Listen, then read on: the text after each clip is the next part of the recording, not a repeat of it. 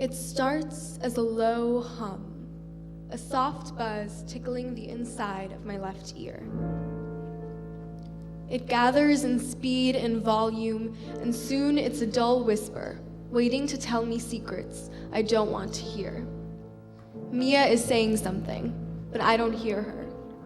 Her cheeks are puffy and red, and I don't want to see her cry, so I focus on the white bedspread and curl my fingers into the thin fabric of my gown. The whispers get louder, so I start to sing softly, trying to drown out the noise.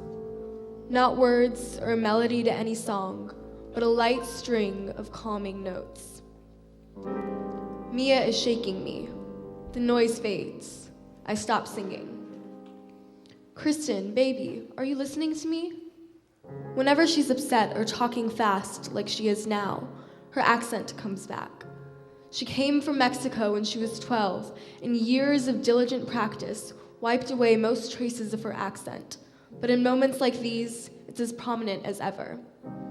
I've never told her before, but I like it when she talks like this. Rounded vowels and emphasized R's and familiarity. I nod my head yes, force myself to listen. She wets her lips before talking again.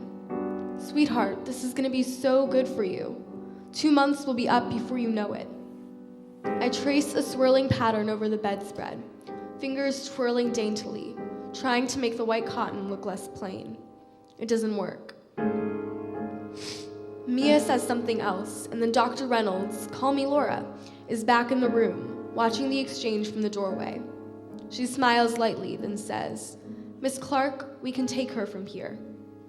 Mia nods once, then turns back to me. I love you, Kristen. Know that.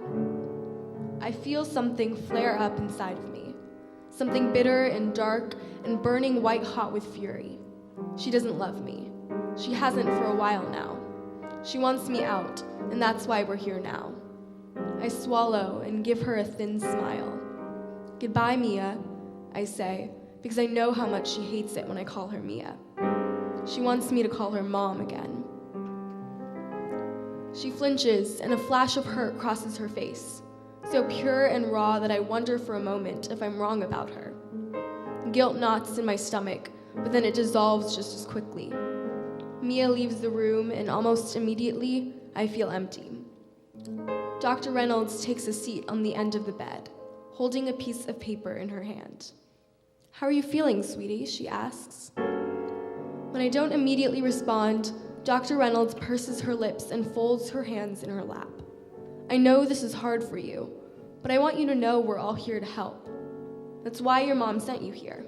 Keep that in mind. Can you do that for me?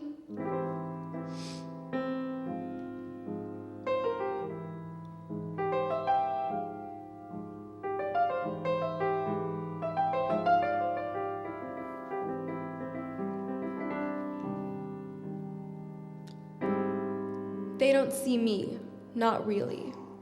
To Mia, to the rest of the people here, I'm broken, helpless. And to my father, I'm unimportant, a waste of pen-to-paper letters and money and space, not worthy of his time.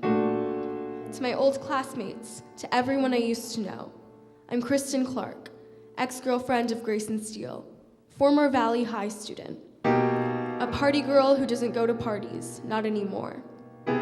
Something aches from inside of me, a hollow pain in the very bottom of my stomach, and I bite down on the inside of my cheek. So hard the taste of blood fills my mouth. I don't like thinking of this. I don't like thinking much in general, really. Sometimes my thoughts will tell me things I don't want to hear, but I'll have to hear them anyway. I pinch at the skin on the base of my wrist whenever this happens, so the sharp pain distracts me from my mind. It doesn't always work. Right then, I notice Flynn looking at me funny, concern on his face. I must be easy to read. I clear my throat and drum my fingers on the table, pretending nothing is wrong. It must work, because in a moment, he turns his attention back to Brenda, who's telling a story to the rest of the table. I'm not listening, so I don't know what it entails, but it makes everyone laugh. Something hardens in the pit of my stomach, but still I laugh along with them. The very sound feels like a lie.